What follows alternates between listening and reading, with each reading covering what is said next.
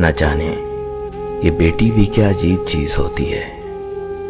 बेटी जब शादी के स्टेज से ससुराल जाती है तब पराई नहीं लगती, मगर जब वो मैके आकर हाथ मुंह धोने के बाद सामने टॉवल के बजाय अपने बैग से मुख्तसर रुमाल से मुंह पोंछती है तब वो पराई लगती है। जब वो बावर्ची खाने के दरवाजे पर नामालूम सी खड़ी हो जाती है तब वो पराई लगती है। जब वो पानी के गिलास के लिए इधर उधर आंखें घुमाती है तब वो पराई लगती है। जब वो पूछती है वॉशिंग मशीन चलाऊं क्या, तब वो पराई लगती है। जब मेज पर खाना लगने के बाद भी बर्तन खोल कर नहीं देखती तब वो पराई लगती है।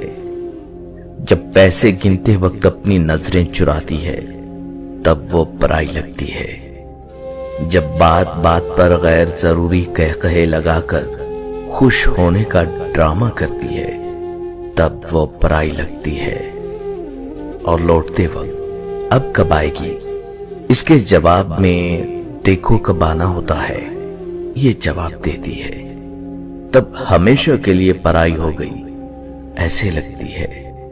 लेकिन गाड़ी में बैठने के बाद जब वो चुपके से अपनी आंखें छुपा के खुश करने वाली कोशिश करती है तो वो परायापन एक झटके में बह जाता है, तब वो पराई सी लगती है।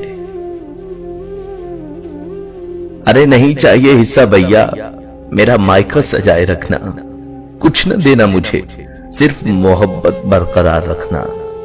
पापा के इस घर में मेरी याद बसाए रखना, बच्चों के जहन में मेरा मान बरकरार रखना। बेटी हूं हमेशा इस घर की, ये एजाज सजाए रखना।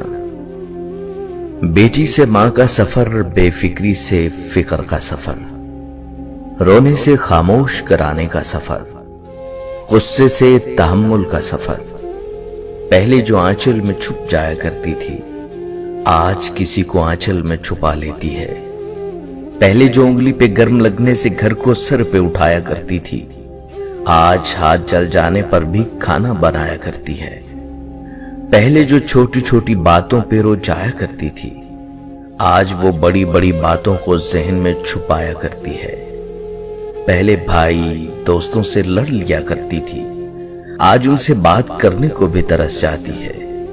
माँ माँ कहकर पूरे घर में खेला करती थी आज माँ सुन के आहिस्ता से मुस्कुराया करती है। 10 बजे उठने पर भी जल्दी उठ जाना होता था आज 7 बजे उठने पर भी लेट हो जाया करती है। अपने शौक पूरे करते करते ही साल गुजर जाता था आज खुद के लिए एक कपड़ा लेने को तरस जाया करती है। सारा दिन मुफ्त होके भी बिजी बताया करती थी अब पूरा दिन काम करके भी काम चोर कहलाया करती हैं। एक इम्तिहान के लिए पूरे साल पढ़ा करती थी अब हर रोज बगैर तैयारी के इम्तिहान दिया करती हैं। न जाने कब किसी की बेटी किसी की मां बन गई, कब बेटी मां के सफर में तब्दील हो गई। दोस्तों, बेटियों की उम्मीदों पे फकत बाप पूरा उतरता है, ये किसी और के बस की बात नहीं। बाबा मुझे छोड़ कर गए तो जमाने ने बताया जिन बेटियों का बाप नहीं होता उनका कोई हमदर्द नहीं होता। बेटे अगर औलादे नरीना होते हैं तो बेटियां भी औलादे नगीना होती हैं और इन नगीनों को ठेस नहीं लगनी चाहिए चाहे वो अपनी हो या पराई। और जिस दिन तुम बेटी के बाप बन जाओगे तब तुम्हें वो माल नहीं मान नजर आएगी।